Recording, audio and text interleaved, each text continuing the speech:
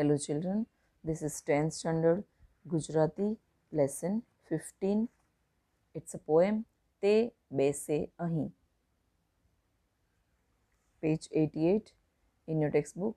Please open your textbook. Let us see સ્નેહી Parmar પરિચય. સ્નેહી હરિભાઈ પરમારનું જન્મસ્થળ અમરેલી જિલ્લાના સનાડિયામાં છે. તેઓ બગસરાની મેઘાણી હાઈસ્કૂલમાં શિક્ષક તરીકે ફરજ બજાવે છે. સરળ બોલચાલની ભાષામાં લખાયેલી એમની ગઝલો ખૂબ જ લોકપ્રિય છે. પીડા પર્યંત, યદા તદા ગઝલ તેમના ગઝલ સંગ્રહો છે. તો આ એક ગઝલ પ્રકાર છે. કવિએ આ ગઝલમાં સભામાં એટલે મિટિંગમાં એટલે કે માનભર્યા સ્થાનમાં બેસવાની લાયકાત શામાંથી મળે છે, એલિજિબિલિટી, તેનું સુંદર વર્ણન કર્યું છે. બીજાને માટે સંવેદના, મોટા સ્થાન ઉપર પહોંચીએ ત્યારે પણ પોતાની લાયકાત વિશે સજાગ થઈ જાતને પૂછવું, આસ્ક યોરસેલ્ફ, એમ યોગ્યતા ન લાગે તો સભામાંથી ઉઠી જવું. એના નિખાલસ ચિત્રો કવિએ અહીંયા અલગ અલગ શેરમાં રજૂ કર્યા છે. શેરો શાયરી, ગઝલ એટલે આ રીતે મનુષ્યના મહિમાનો આધાર વર્ણવ્યો છે. પ્રશ્નો અને તેના ઉત્તરો દ્વારા કવિએ જાણે જાત તપાસ કરી હોય એવું સમજાય છે. દરેક મનુષ્ય જાતને પૂછવા જેવા આ પ્રશ્નો છે. આપણે કહીએ ને સમય તારી જાતને પૂછ, means like ask your self first and then come to me. So it is true. Let us see the poem.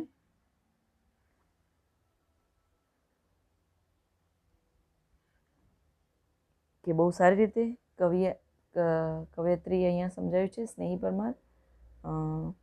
કોઈનું પણ આંસુ લૂછ્યું હોય તે બેસે અહીં, ને પછી છાતીમાં દુખ્યું હોય તે બેસે અહીં. કે કેવા માણસ અહીં બેસી શકે. આપણે કોઈ ફંક્શનમાં ગયા હોઈએ ચિલ્ડ્રન, ત્યાં બધી ચેર લગાવેલી હોય છે. પહેલાં વીવીઆઈપી, એના પાછળ વીઆઈપી, એના પાછળ બીજા, આમ કેટેગરી પાડેલી હોય છે.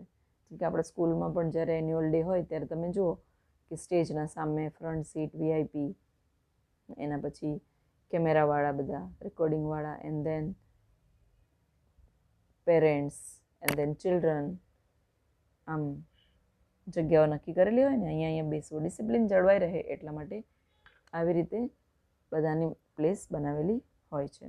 તેમ અહીંયા આ ગઝલ દ્વારા આપણને પોએટ ઘણું બધું સમજાવી જાય છે કે કોઈનું પણ આંસુ લૂછ્યું હોય ને તો તે અહીં બેસે. એટલે કોઈનું દુઃખ દૂર કર્યું હોય, આંસુ લૂછવું મીન્સ દુઃખ દૂર કર્યું હોય, જેને પછી છાતીમાં દુખ્યું હોય, એટલે કે બીજાના દુઃખે પોતે દુઃખી થયો. ઓહો, આમ બીજાના દુઃખે દુઃખી થઈએ, આપણે ઘણીવાર દુઃખી થઈએ છીએ.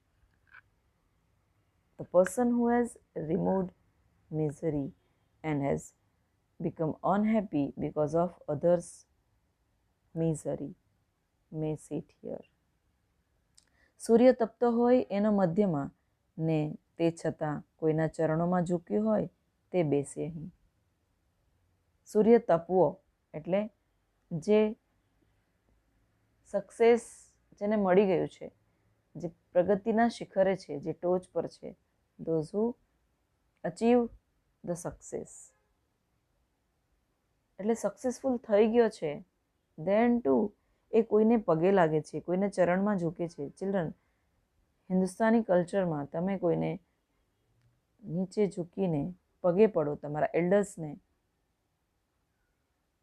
તો તમે કેટલા સારા સંસ્કારી સાબિત થાવ, કે તમારે સારા સંસ્કારમાં તમે ઉછર્યા છો. તમે એમને રિસ્પેક્ટ આપો છો સામેવાળાને જ્યારે તમે એમને પગે લાગો છો ત્યારે. સો અહીંયા કીધું છે કે પોતે મોટો હોય, સક્સેસ મળી ગયું હોય, he or she achieved everything, then too એ કોઈની પાસે ઝૂકે છે, મીન્સ કે નમ્રતાથી બોલે છે, રિસ્પેક્ટથી બોલે છે. તે જ અહીંયા બેસે. કે જ્યારે માણસ પાસે પૈસા સંપત્તિ વધારે આવે ત્યારે એ બીજાના માણસોને પોતાના કરતાં નાનો સમજે છે, પરંતુ એવું નહીં સમજવું. હાથ પોતાનો એ બીજો જાણવા પામે નહીં, કીડિયારું એમ પૂર્યું હોય તે બેસે અહીં. આપણે જોયું કે the person who is at the top, his or her progress, then too a humble થઈને બેસે છે. પોતાનો હાથ બીજો હાથ જાણે પણ નહીં, એ રીતે કીડિયારું પૂરવું એટલે ગુપ્ત દાન કરવું. કોઈને દાન કર્યું હોય તો બોલીને ન દેખાડવું કે મેં આને આટલા પૈસા આપ્યા, મેં એને આ આપ્યું, ફલાણું આપ્યું, ઢીકણું આપ્યું, આમ આપણે કહેતા રહે છે है ना, उसको मैंने ये दिया वो दिया. So if you have donated, so no need to પ્રચાર મીન્સ પ્રચાર કરવો જોઈએ નહીં, કોઈને જણાવવું જોઈએ નહીં. The person who understand the importance of secret, એને જેને સમજાય કે દાનનું મહત્વ જેને સમજાય તે અહીં બેસે. મોટામાં મોટો દાનવીર કોણ હતો? કર્ણ. અને જરૂરિયાતમંદોને આપવું જ જોઈએ આપણે. તે અહીં બેસે. એટલો લાયક ખરો કે હું અહીં બેસી શકું, એટલું પોતાને પૂછ્યું હોય તે અહીં બેસે.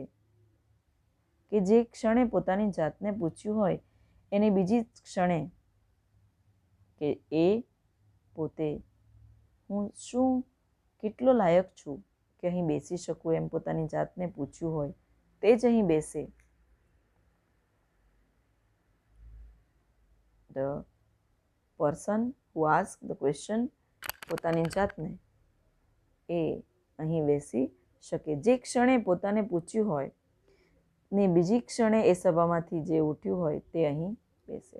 કે જે ક્ષણે જે સેકન્ડે એને પોતાની જાતને પૂછ્યું હોય એની બીજી જ ક્ષણે આ સભામાંથી ઉઠ્યું હોય એટલે નિખાલસતાથી, નિડરતાથી જે બિહેવ કરે તે અહીં બેસી શકે.